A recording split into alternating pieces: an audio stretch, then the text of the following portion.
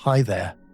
Tonight we're slipping softly into the glowing sands of ancient Egypt, where moonlight brushed over sandstone temples and the Nile flowed like a ribbon of liquid silver. Imagine cool stone under your bare feet, the scent of incense coiling upward like a lazy cat, and a priestess humming in a voice that somehow managed to sound both mysterious and slightly annoyed at being awake past bedtime. And there in the golden haze stands Isis, the goddess of magic and peace. Before we begin, I'd love to know where are you listening from and what time it is right now. It's always fascinating to see how far our little community stretches across the world. Drop it in the comments below. Now, let's begin our quiet journey. Isis. Her name shimmered like the Nile at dusk. She was the one people whispered about when things were going terribly wrong or terribly right, depending on how you looked at it. She was magic, healing, motherly patience, and also the kind of clever trickster who could probably convince you that papyrus soup tasted delicious even when you very much knew it didn't. You could find her painted on temple walls with a throne on her head. Yes, a literal throne, as if she was saying, "I am the seat of power. Also, please do not sit on me." She carried the Ankh, the key of life, and spread her wings like a protective blanket over the kingdom, quite literally shielding kings and commoners alike, which is impressive when you think about how wide you'd have to stretch to cover an entire civilization. Her story begins with family drama, because let's face it, every myth worth listening to has at least one sibling rivalry, and usually someone getting chopped up. In this case, her beloved husband Osiris, who happened to also be her brother, don't ask too many questions, ended up murdered and diced into suspiciously convenient pieces by his jealous brother Set. People often imagine gods holding lightning bolts, commanding storms, doing impressive gym workouts with celestial boulders. But Isis was a goddess who spent her time gathering her husband's scattered limbs from across Egypt, politely asking fishermen if they had by chance seen an arm floating downstream. That takes commitment and a sense of humor. And the funny thing is, every time she found a piece of Osiris, she didn't wail dramatically or hire 50 mourners to cry on command. She just calmly said, "All right then, another one for the collection." Bit by bit, toe by toe, she reassembled him like an eternal puzzle until only one piece was missing. And yes, it was that piece. Now, Isis could have given up, but no, she simply created a replacement out of gold, because if you're going to do something, why not make it shine a little? And thus, Osiris was made whole again. Of course, Set wasn't pleased. He wanted chaos. He wanted disorder. He wanted to win arguments at family dinners. But Isis, gentle and brilliant, outwitted him at every turn, slipping words like silk, weaving spells with the ease of someone plucking lotus blossoms. If you close your eyes, you might hear the creak of temple doors, the cool hush of priests sweeping the floors at dawn, or the distant sound of geese making an unhelpful racket by the riverbanks.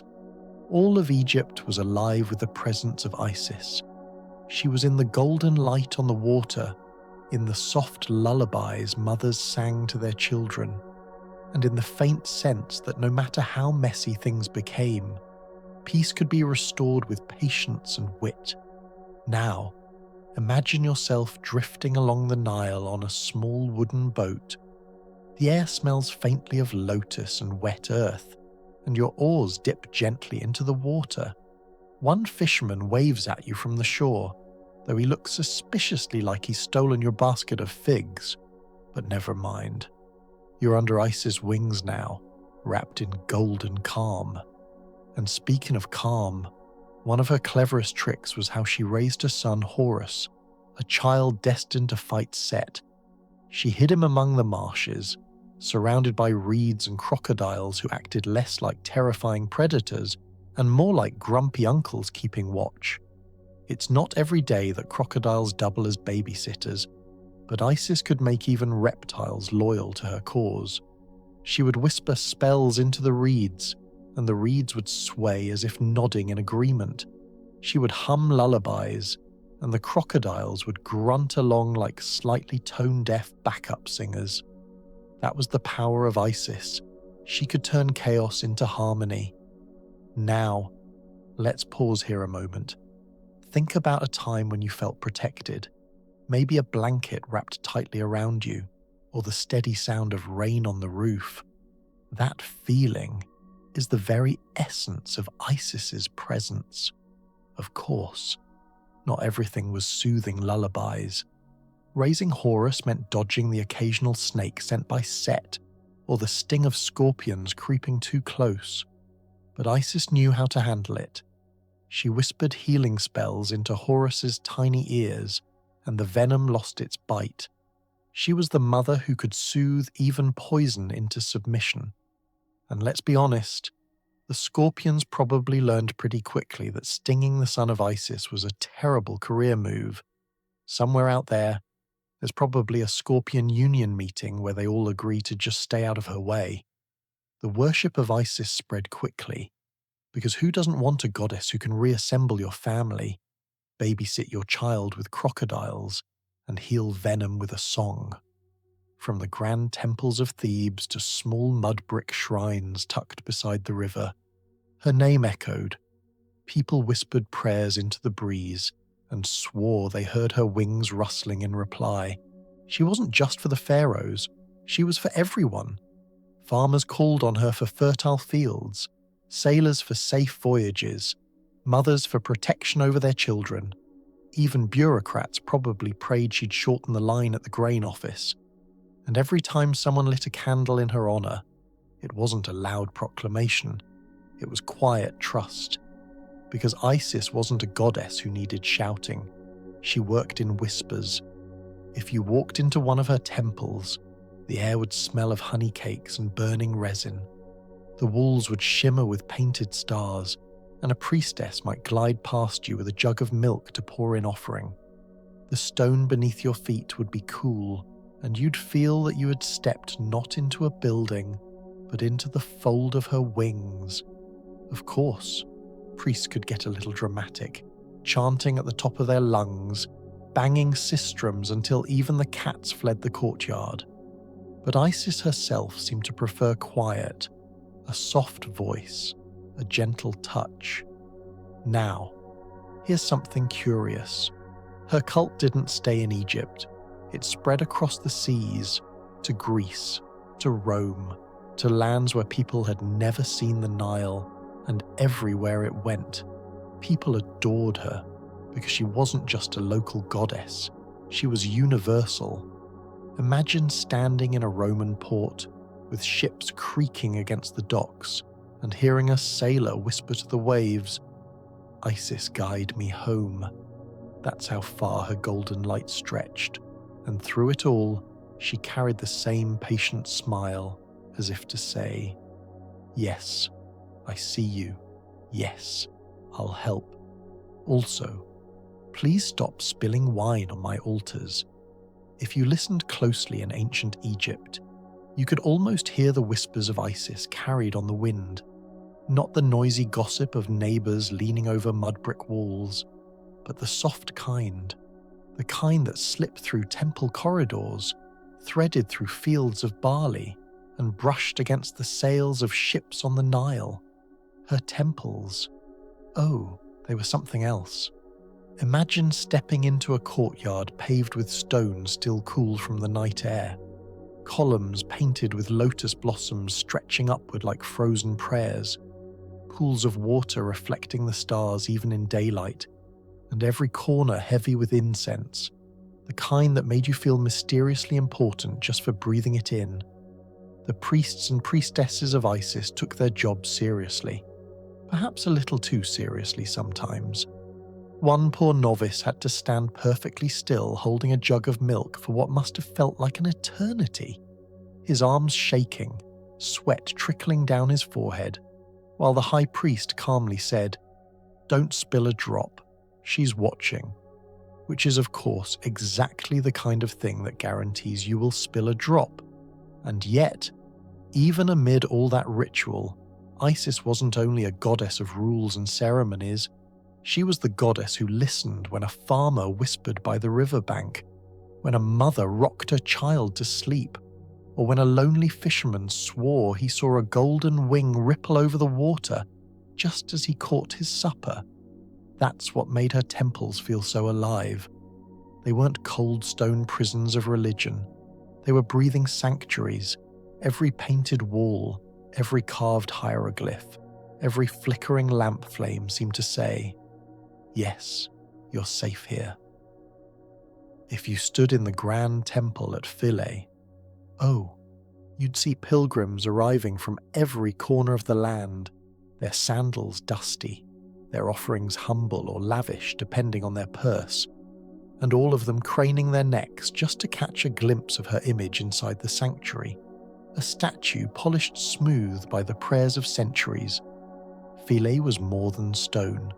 It was her heartbeat, her shrine among the waters, a place where even emperors bent their heads. Now, let's slip quietly into the politics of it all, because as dreamy as Isis was, her cult was also, well, very useful.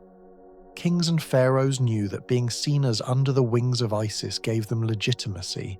After all, who wouldn't want to be endorsed by the goddess who could literally reassemble dead bodies? That's a pretty strong resume item. Pharaohs proudly called themselves sons of Isis. They claimed her as their divine mother, which worked beautifully in public speeches, although one imagines the actual Horus rolling his eyes somewhere in the reeds. And Isis herself, she played politics like a master weaver, always appearing gentle, but always clever enough to outwit even Set himself. She was like the diplomat everyone underestimated, until they suddenly realized she had maneuvered them into an alliance, with tea and honey cakes no less. Let's pause for a little picture here. You're walking through a bustling Egyptian marketplace, stalls of linen flapping in the breeze, baskets of figs piled high, the occasional goat making dramatic complaints about life in general. And in the middle of it, a storyteller is recounting the tale of Isis outwitting Ra himself. Yes, Ra, the sun god, the big one, the boss. And Isis, she wanted his secret name, because names were power. And how did she get it? By arranging a little accident. A snake she created bit Ra. He fell ill. None of the other gods could help him, and Isis stepped forward with her healing magic, but she asked for a price. "Tell me your true name, and I will heal you." Imagine the silence in that moment, the sun god sweating under his radiant crown, realizing he'd been completely outmaneuvered by a goddess with a polite smile, and so he whispered his hidden name, and Isis became the only one who knew it. The crowd in the marketplace gasps. One old woman claps her hands together, and a little boy munching on bread mutters, "Smart lady." And he was right. This story spread far beyond Egypt, because nothing captures hearts like the clever triumphing over the mighty. And Isis' reputation grew not just as a healer and mother, but as the embodiment of wisdom. When her cult moved into Greece, she didn't arrive as a foreign stranger. She slid in gracefully, like a familiar melody played on new instruments. The Greeks said, "Ah yes, Isis. She's like our Demeter, mother of grain and life, but with wings, and frankly a lot more flair." And in Rome, oh, Rome adored her, because Rome adored anything exotic, dramatic, and slightly scandalous. The temples of Isis in Rome became places of music, processions, even a few raised eyebrows from senators who muttered that she was getting far too popular. Picture it, the streets of Rome alive with her festival, statues of Isis paraded with silk banners, musicians clashing cymbals, perfumed smoke drifting above the crowd, and in the middle of it all, Romans who couldn't find Egypt on a map swaying happily as if they'd been born on the banks of the Nile. Sailors in particular loved her. She was their protector. They carved her image onto the prows of their ships, whispering prayers as they set out into uncertain seas. Because what better guardian than a goddess who could calm storms with a word? And of course, she never lost her sense of humour. One can almost imagine her smirking gently as a Roman sailor begged her for good winds, while the Nile crocodiles back home grumbled, "She never visits anymore." Her worship became so widespread that even when Christianity began rising, Isis's imagery quietly wove itself into new traditions. A mother holding a divine child, wings spread wide, the golden light of compassion. Echoes of Isis lingered even where her name was not spoken. But let's not rush too far ahead.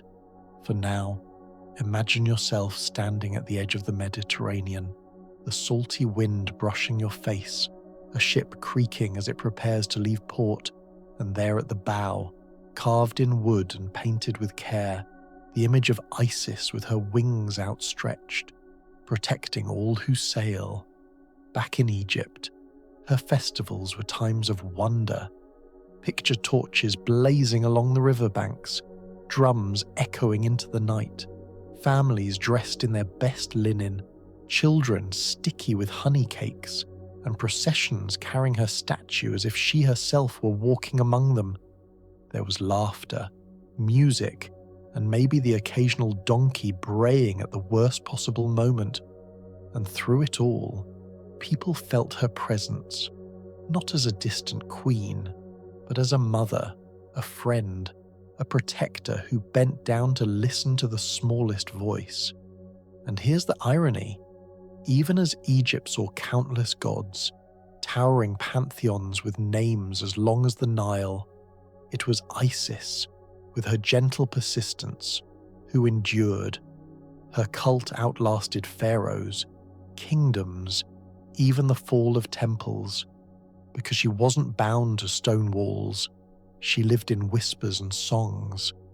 Now, let's step softly into one of her myths again. After Osiris had been restored, after Horus had grown, came the great confrontation between Horus and Set and Isis. She played mediator, mother, strategist, sometimes encouraging Horus to fight, sometimes urging mercy. In one famous tale, Horus and Set were in court. Yes, gods in court, arguing who should rule Egypt. The Council of Gods looked on impatiently, probably wishing someone had brought snacks, and Isis, disguised as a beautiful woman, approached Set. She charmed him with words, lulled him into boasting, tricked him into revealing his guilt. The court gasped. Set's face turned redder than a sunset, and Horus, well, Horus probably fist-pumped behind his mother's back. Stories like this made her beloved, because she didn't win battles by brute force, but by wit. She was living proof that sometimes the quietest voice carried the greatest power. Now, if you close your eyes, you might see her not in grand battles or courts, but in smaller moments.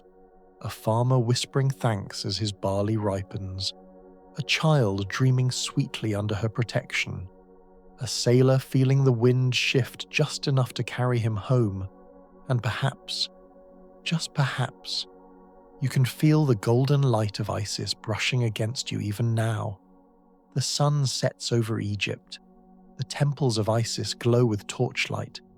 But history, as it always does, keeps moving. New kingdoms rise, old stones crumble, and yet the golden wings of Isis refuse to fold. Her cult spread like gentle ripples on the Nile, touching Greece, Rome, and beyond. And when it did, something remarkable happened.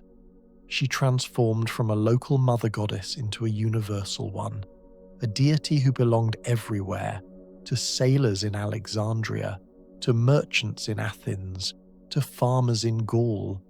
even to a few philosophers who whispered her name between debates and headaches caused by too much wine. Isis was not bound to one city or one temple. She was a traveller, gliding across seas, quietly adapting to each new home without ever losing her essence. It was as if her wings stretched over the whole Mediterranean world. Now, let's step softly into the world of mystery cults, those secretive, candlelit gatherings where initiates swore oaths, whispered passwords, and believed they were touching the edge of eternity.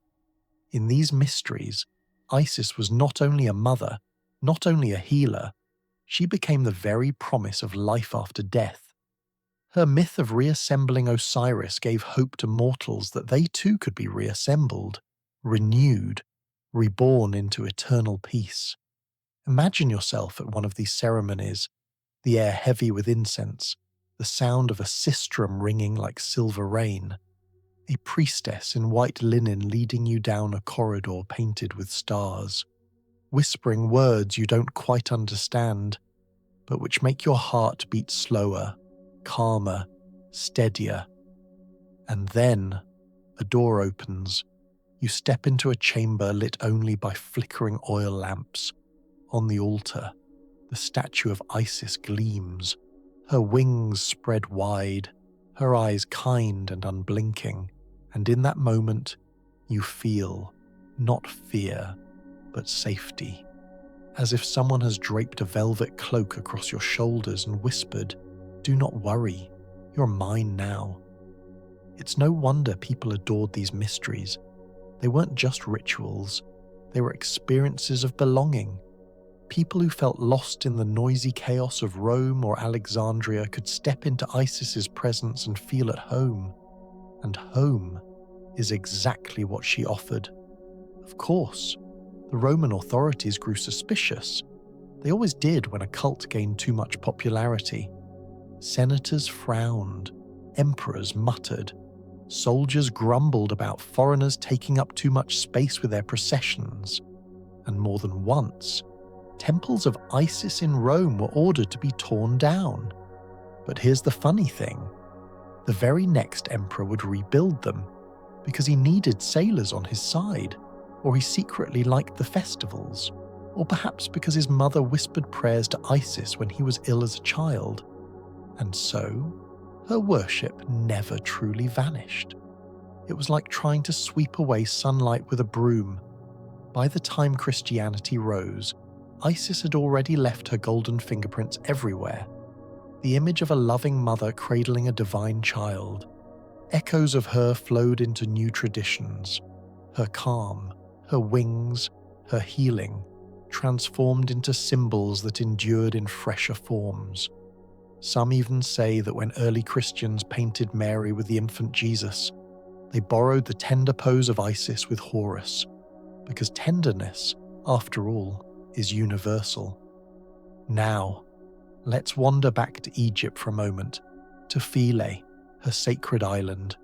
Even as other temples crumbled, Philae remained a beating heart of devotion. Pilgrims came long after pharaohs had faded, long after emperors had fallen. They brought flowers, fruit, little clay figurines of winged Isis.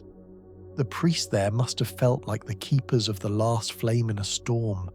And indeed, Isis was worshipped there until the 6th century of our era, a span so vast it is hard to comprehend. She had endured nearly 4,000 years. Pause with me. Close your eyes. Imagine those last worshippers on Philae, the Nile still flowing, the reeds whispering, the chants rising softly into the night, and the goddess herself, smiling, knowing that though temples may close, her light would never truly fade. Because here is the secret. Isis was never only in stone statues. She lived in stories, in songs, in the gentle comfort that mothers gave to children, and in the quiet hope that death was not an end but a doorway. And stories, as we both know, are immortal.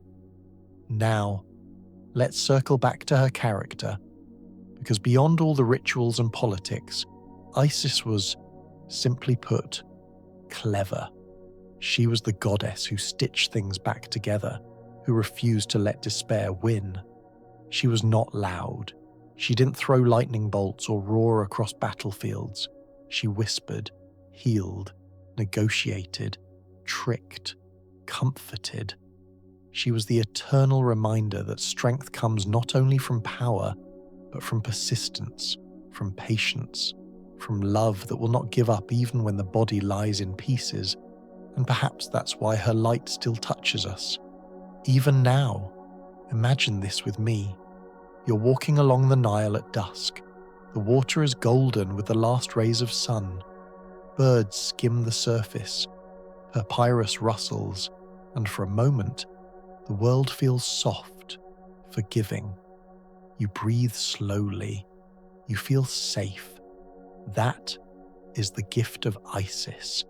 And of course, she still kept her sense of humor, because one can picture her looking down from her golden light at all the centuries of worshippers, all the sailors, farmers, emperors, philosophers, and children, and thinking, well, at least they didn't forget me. The fisherman still waves from the shore, clutching a suspiciously heavy basket. The crocodiles still grumble in the marshes, loyal babysitters who never got a raise, and the throne still sits firmly on her head, balanced with impossible grace, as if to remind us that power and peace can belong together. So, as you drift now under the wings of Isis, perhaps ready to close your eyes and fall into dream, remember that her golden light was not just for pharaohs, or sailors, or priests chanting too loudly in smoky temples. It is for you too, quiet, steady, protective, like a warm cloak against the night. And with that thought, let the golden light of Isis carry you softly into sleep. The temples of Isis never truly slept.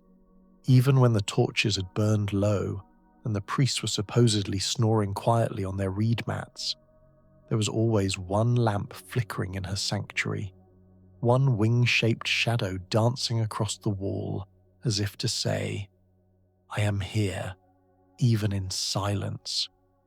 Walking through such a temple was like wandering into another world. The smell of lotus oil clung to your hair, the faint echo of chanting lingered in the stone corridors, and every step you took seemed to hum beneath your feet, as though the floor itself was a heartbeat belonging to Isis. The rituals began at dawn, priests washing in the cold Nile water before the sun had fully risen, muttering prayers through chattering teeth. Because yes, even in Egypt mornings could be chilly. One novice once squeaked so loudly when he stepped into the water that the others claim the goddess herself chuckled. After bathing came the procession, carrying trays of offerings, bread, honey cakes, milk, flowers, into the sanctuary. Each item carefully arranged as though Isis might send it back if the bread leaned too far to one side. And in truth, it was less about the food and more about the reverence. Yet one can imagine a hungry temple cat trailing behind, very invested in whether any crumbs were dropped. Priests sang hymns, rattled sistrums, and lit incense so thick that even crocodiles outside the walls might sneeze. Meanwhile, in the inner chamber, the statue of Isis was dressed for the day, washed with sacred water, rubbed with perfumes, adorned with jewels. Imagine that.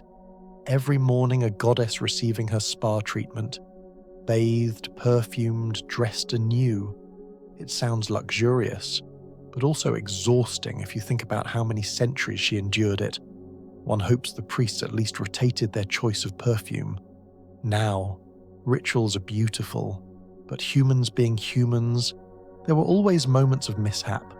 A priest tripping over his own sandals during a procession, a candle snuffing itself out at precisely the wrong moment, a nervous acolyte knocking over a jug of milk and insisting it was part of the ritual.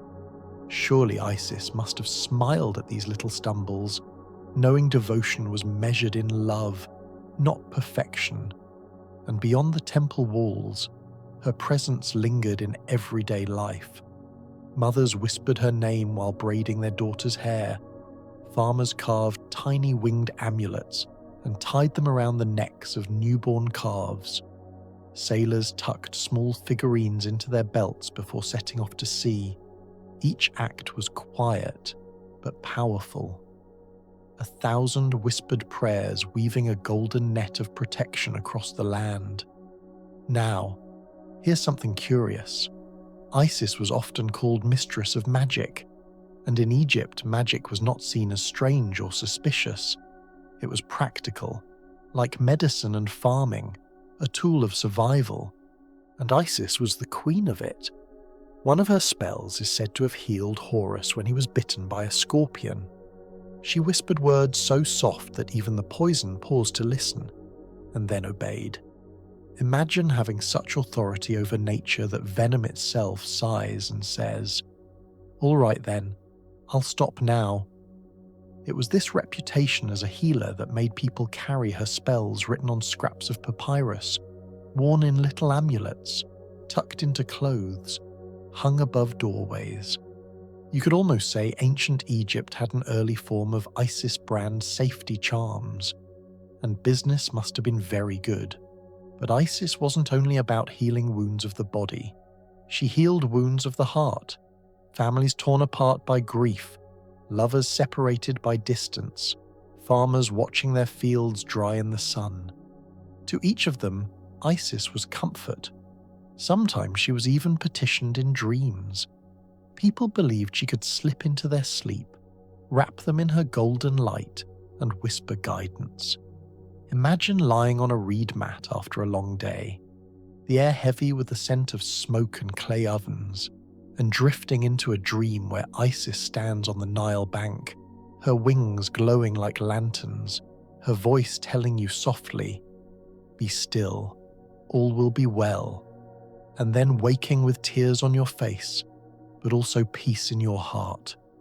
That is how she wove herself into lives, not just in rituals and statues, but in the deepest corners of people's minds, and her priests knew it, which is why they staged dramatic festivals every year to remind the people of her story.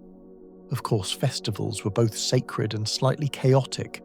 Picture it: streets lined with lanterns, boats gliding across the river carrying statues of Isis decorated with flowers, drums pounding in rhythms so steady that even donkeys started swaying their tails in time, children running wild, sticky with dates and honey, and priests trying desperately to look dignified while keeping their balance on swaying river boats. Sailors adored these festivals most of all, because Isis was their guiding star. Her feast day in spring was known as the Festival of the Navigium, when her image was carried to the harbour and a sacred boat was launched to bless the waters. Sailors cheered, tossed garlands, and prayed for smooth voyages. And you can bet at least one over-enthusiastic sailor fell straight into the harbour every year. But that was fine, because falling into the water on the day of Isis was seen as lucky, or at least, that's what the drenched sailor told everyone afterward. Isis' cult by then was no longer Egyptian alone. It was international. Her temples rose in Athens, in Pompeii, in faraway Gaul, and each one adapted her slightly, but never lost her essence. In Pompeii, for instance, her temple was painted with frescoes of musicians, dancers, and priests, a place so lively that one can almost hear the echoes of laughter, the clashing of cymbals, the gossip of women waiting outside, and perhaps somewhere in a corner, a cat still eyeing the offering table hopefully. When the eruption of Vesuvius buried Pompeii in ash, the Temple of Isis was one of the first buildings excavated centuries later, perfectly preserved, as if the goddess herself had protected it. The frescoes still glowed, the altars still stood, and modern archaeologists marvelled, while Isis, one imagines, whispered, "Of course it's still here. Did you think I'd let it crumble?" And so, century after century, Her golden light never dimmed. Now, let's pause here for a little softness. Close your eyes.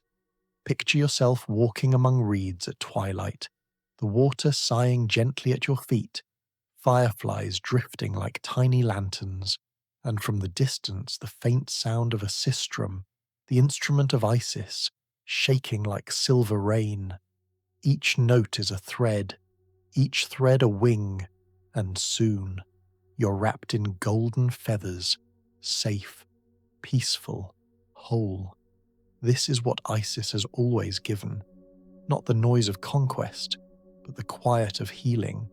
Not the roar of war, but the whisper of comfort. And perhaps that is why she survived, long after other gods had fallen silent. The Nile has always flowed, through deserts, through kingdoms, through the hands of fishermen clutching nets full of stubborn fish.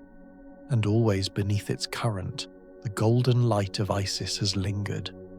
From the very beginning, when she searched for Osiris across the fields and waters of Egypt, to the festivals in Rome where strangers who had never seen the Nile danced for her with garlands of flowers. Her story was never only one place, one time, or one people. Her story was a river, wide, patient, unending, and like any river, it carried along everything it touched.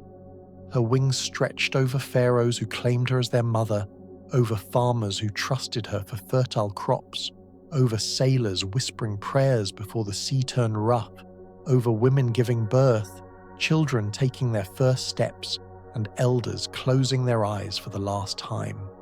Isis was always there, not loudly, not with the crashing of thunder or the blinding of lightning, but quietly, with the calm persistence of someone who always keeps their promise.